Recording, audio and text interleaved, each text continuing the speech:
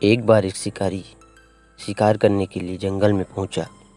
उसने अपने तीर पर बहुत ही खतरनाक जहर लगाया और शिकार को निशाना बना करके उसने तीर को छोड़ा, लेकिन उसका तीर चूक गया और तीर एक पेड़ पर जाकर लगा। वह पेड़ बहुत ही हरा भरा और बहुत सारे तोते उस पेड़ पर रहते थे। जैसे ही वह जहरीला तीर उस पेड़ पर जाकर लगा, वह पेड़ धीरे धीरे सूखने लगा और उस पेड़ पर जो भी तोते रहते थे वह एक एक करके उस पेड़ को छोड़कर जाने लगे। उस पेड़ से पेड़ के कोटर में एक बहुत ही बूढ़ा तोता रहता था, जो बहुत ही धर्मात्मा और अच्छे मन का था। सभी तोते उस पेड़ को छोड़कर जाने लगे थे, लेकिन वह बूढ़ा तोता जाता था, दाना लेकर के आता और उसी कोटर में आकर के बैठ जाता था, परंतु उस पेड़ को छोड़ने को तैयार नहीं था। बूढ़े तोते के साथियों ने कई बार आकर के उसे समझाया कि यह पेड़ सूख रहा है और किसी दिन गिर भी जाएगा, चलो किसी और पेड़ पर चलकर रहा जाए। परंतु वह बूढ़ा तोता वहाँ से जाने को तैयार नहीं हो रहा था। अब यह बात देवराज इंद्र तक पहुँची। उन्हें बताया गया कि एक तोता है, वह जिस पेड़ पर रहता है उस पेड़ पर एक जहरीला तीर लगने के कारण सूखने, गिरने और ख़त्म होने के कगार पर आ पहुँचा है। और एक बूढ़ा तोता अभी भी वहीं पर रह रहा है। वह दाना लेकर आता है और वहीं पर रहता है, जबकि उस जंगल में बहुत सारे पेड़ हैं, लेकिन वह उसी पेड़ पर रह रहा है।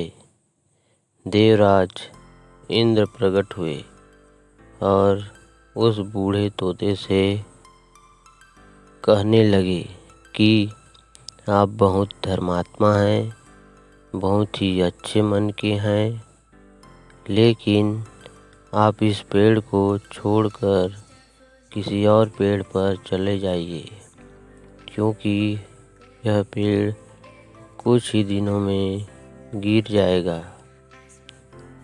तालाब के पास में बहुत से बड़े बड़े हरे भरे पेड़ हैं, बड़े बड़े कोटर है, उन पेड़ों पर फल भी लगे हुए हैं।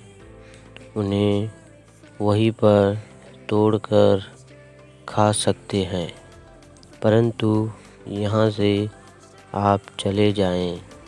तोता बोला, माफ़ कीजिएगा, इस पेड़ ने मुझे जीवन दिया है, शिकारियों से मेरी रक्षा की है, हर मौसम में मेरे साथ रहा है। एक कोटर मेरा घर है, यहाँ मैं पला बढ़ा हूँ। इस पेड़ को मैं छोड़कर कैसे जा सकता हूँ? इस पर संकट आया है तो क्या मैं इसे छोड़कर चला जाऊँ? मैं ऐसा कभी नहीं कर सकता। देवराजेंद्र तोते के इस बात से बहुत ही प्रसन्न हुए। उन्होंने तोते से कहा, मैं आपके इस बात से बहुत ही खुश हूँ। मांगो जो आपको मांगना हो। उस बूढ़े तोते ने कहा, मुझे बस इतना मांगना है कि जिस पेड़ ने मुझे जन्म दिया, जहाँ मैं रहा पला बढ़ा, जिसे आप मेरा जन्मभूमि कह सकते हैं, आप इसे फिर से वैसा ही हरा भरा कर दो जैसा यह था।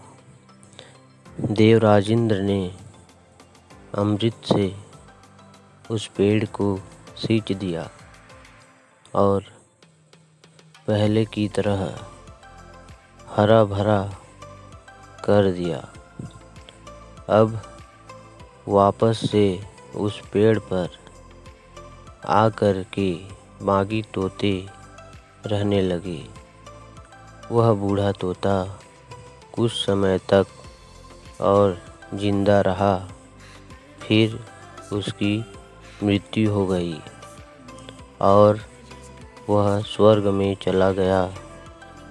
यह कहानी हमें सिखाती ये है कि जब भी किसी इंसान का बुरा दौर आता है तो इमोशनली वह टूटा हुआ होता है।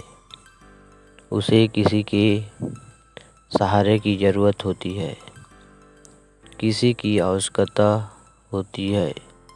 अगर आप ऐसे समय में उसे छोड़कर चले जाएंगे, उससे बात नहीं करेंगे, मुंह मोड़ लेंगे, तो आपसे बुरा कोई नहीं है। क्योंकि आप किसी के सुख का साथी बने या ना बने, लेकिन आपको हमेशा किसी के दुख का साथी ज़रूर बनना चाहिए। अगर वीडियो अच्छी लगी तो प्लीज़ मेरे वीडियो को लाइक, शेयर और चैनल को सब्सक्राइब करना न भूलें। बेल आइकन के बटन को भी दबा दीजिएगा ताकि जब भी मैं वीडियो अपलोड करूं तो सबसे पहले आपके पास नोटिफिकेशन जाएगा और आप सबसे पहले वीडियो को देख पाएंगे। धन्यवाद।